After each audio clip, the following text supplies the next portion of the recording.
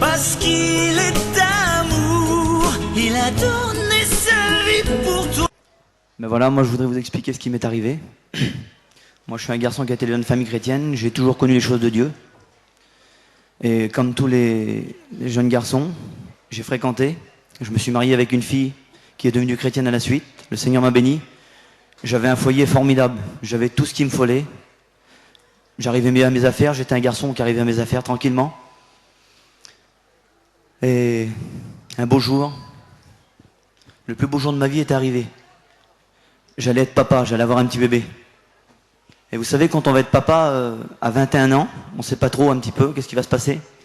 Alors avec ma femme, on avait tout préparé, on pensait à tout ce qu'il fallait. C'est-à-dire on avait tout garni la camping, le berceau, on avait acheté le lait et tout. Mais vous savez, la vie des fois, c'est pas toujours ce qu'on croit. On croit demain ça sera comme ça, un autre jour ce sera différent. Mais c'est pas comme ça. J'avais tout pensé ce qu'il fallait. L'hôpital, le médecin, tout était prévu. Puis un beau jour, à l'âge de 21 ans, je me suis retrouvé dans un hôpital. Mon petit bébé était transporté dans un autre hôpital à Porte de Vanves, qui fait partie de l'hôpital Necker. C'est le même réseau, mais c'est un hôpital privé. Pour entrer dans cet hôpital, il faut des badges. Des badges qu'on porte avec des numéros. Et moi, je ne savais pas trop ce qui se passait. Mes parents avaient compris, mes beaux-parents avaient compris, moi je ne comprenais pas encore. Et comme je croyais d'avoir un enfant comme tout le monde, tout allait bien se passer, mais c'était pas du tout comme ça.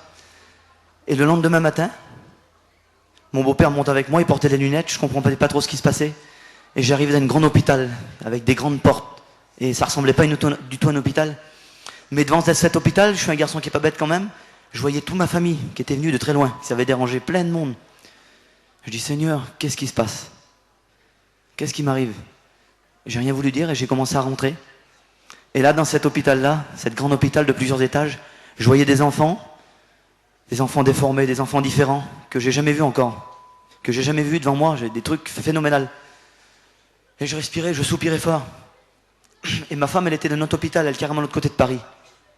Et quand j'ai rentré, le grand médecin, c'est un juif, il m'a appelé tout seul, il dit, vous êtes le père? Je dis oui. Mais il dit, asseyez-vous là. Alors, il a fait sortir tout le monde. Et il m'a regardé, il m'a dit, vous savez, il dit, vous avez un enfant qui n'est pas comme tout le monde.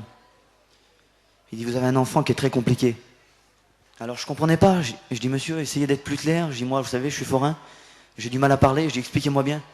Ben, il dit, votre enfant a un ecchymose au cerveau. Il a un bleu au cerveau, il a le cerveau plein d'eau. Il a ses poumons, ça va pas du tout. Il a un bras qui est tordu. Et vous savez, quand on a 21 ans, qu'on a toujours travaillé pour le Seigneur, qu'on a tout eu, j'ai tout eu, moi je manquais de rien, j'avais tout ce qu'il fallait. J'aurais jamais cru de ma vie qu'à 21 ans qu'il puisse m'arriver un truc pareil. Ça peut arriver à n'importe qui, ça peut vous arriver à vous, ça arrive à n'importe qui, à n'importe quel moment. Seigneur Jésus. Et là, je dis ma femme qu'il ne sait pas.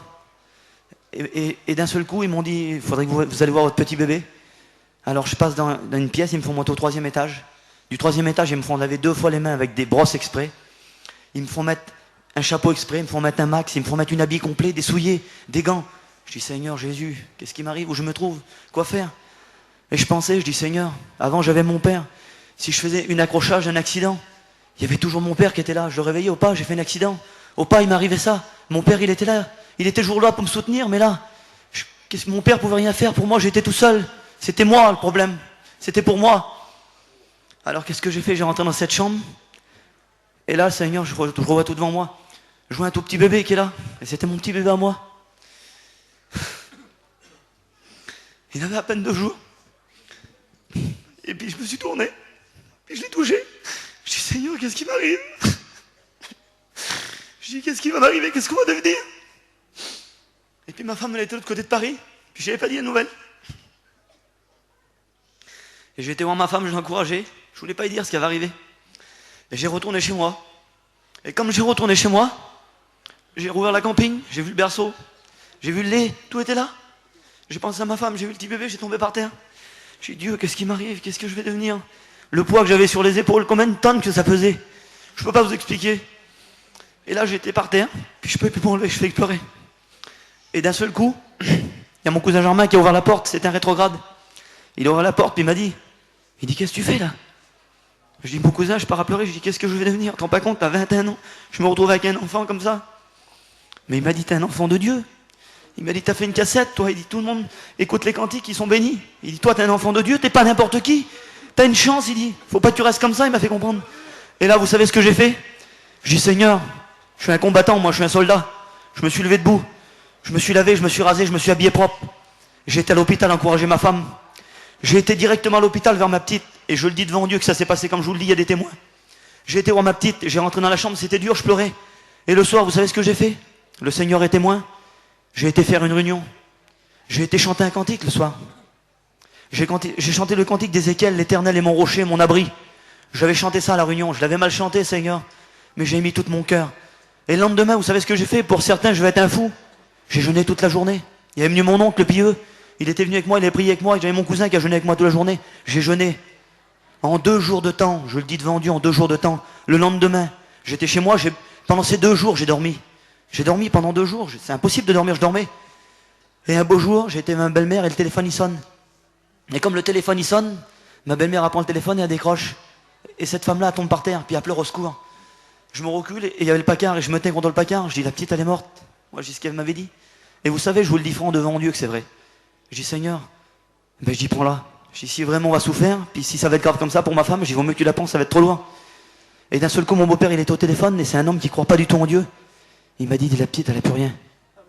Je dis, Seigneur Jésus. Vous savez, j'ai sorti dehors, il y avait des inconvertis, des gens qui croyaient pas du tout en Dieu. Je vais regarder le ciel et j'ai crié à Dieu de tout mon cœur. Il m'a entendu. J'ai crié, je les remercie tant que j'ai pu. J'ai hurlé au milieu du terrain. J'ai pas regardé aux gens, Seigneur Jésus. Ça me dérangeait pas du tout, les gens. Avec la victoire que j'avais eue, vous savez ce que j'ai fait? J'ai pris le téléphone. Mon père, il était ailleurs, j'ai téléphoné. Et au téléphone, je dis, opa, je dis, la petite, elle est guérie, elle a plus rien. Il a sorti, il la met en pédiatrie. Elle a plus rien du tout. Alors, mon père, il pleurait au téléphone et il priait aussi. Il était avec des hommes, il était avec Kéké, je crois. Et il priait. J'ai été vite à l'hôpital, et puis on suivait le chariot et déplaçait la petite. La petite, elle était ouverte, ses gros yeux à me regarder. Je dis, Seigneur Jésus, quelle beauté.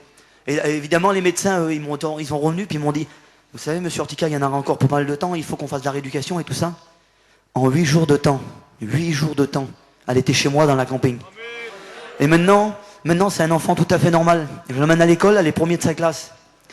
Elle a 5 ans, elle commence à parler anglais. Je sais pas si vous voyez un petit peu le Seigneur, un petit peu ce qu'il a fait.